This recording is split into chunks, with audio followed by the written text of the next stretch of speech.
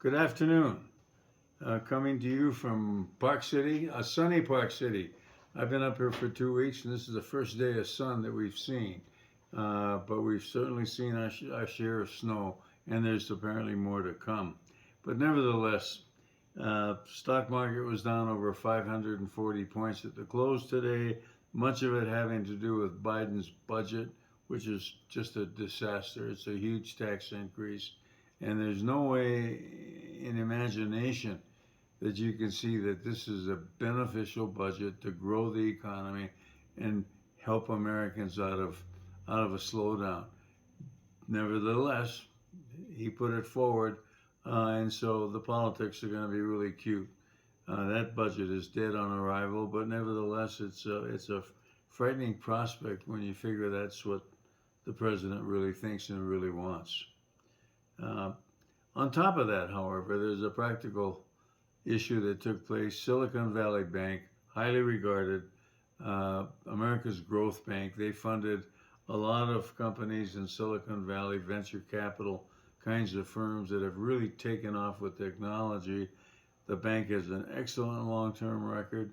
Today they announced that they have to go and refund and refinance and borrow $2 billion just to make up for customer withdrawals from their bank accounts. Now, I don't think those customers are running away from Silicon Valley Bank. Those customers are largely businesses, venture businesses and the like, and they all need money to operate and pay their bills.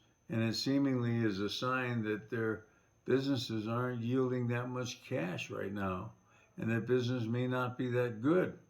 So they're having to go to the bank and withdraw cash.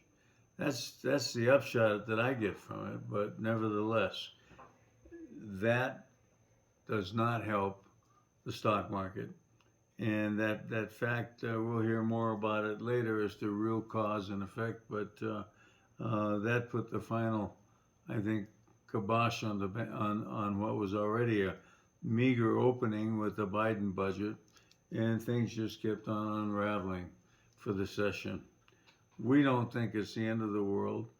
I called a buddy in New York, and he was getting on a bus in Midtown and said, "This is stagflation on steroids. That's all it is. We don't do anything in this country except make casinos." Well, I didn't get a very good answer from him, but nevertheless, the mood tells it all. That's a confusion coming straight from the canyons of Wall Street. As far as Powell is concerned, there's a view starting to circulate and permeate that Powell's behind the curve, doesn't understand what's going on. I frankly think he's doing okay.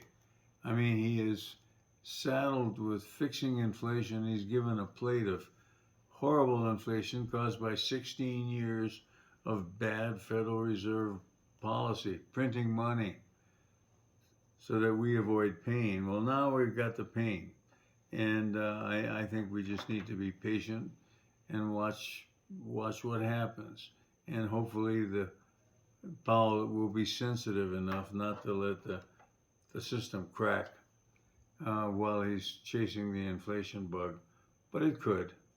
You know, one thing that I've been concerned about and trying to keep an eye on is some of the signals that would indicate that maybe the smart money is just buying longer-term treasuries and waiting this thing out. And the smart money would normally say, with the problems that America has, they can't grow like they should be able to grow. And currencies always follow the growth of the country. And so one would think that the currency ought to be weak. Well, the dollar's been surprisingly strong. And that maybe what the dollar's telling us is the rest of the world is in worse shape. And at the end of the day, maybe we've got deflation coming. Meaning that the dollar, opposite of inflation, the dollar buys more, not less.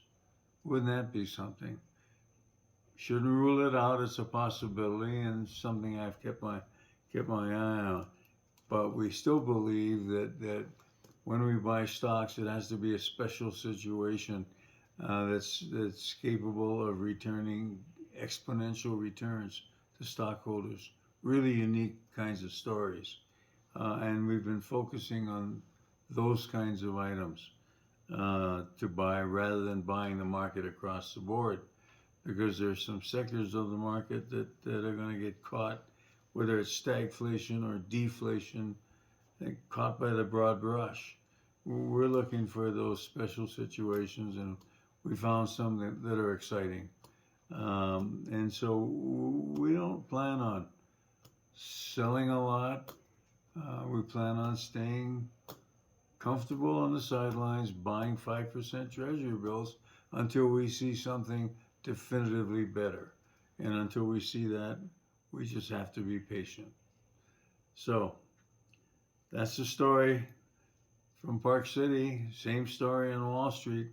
A lot of confusion, a lot of frightening news, but we live for another day, and enjoy the rest of the afternoon. And hopefully this market will stabilize, and Silicon Valley Bank story is just a minor story. I don't know at all, but I'm guessing that's what's happened. Have a good day. Thank you.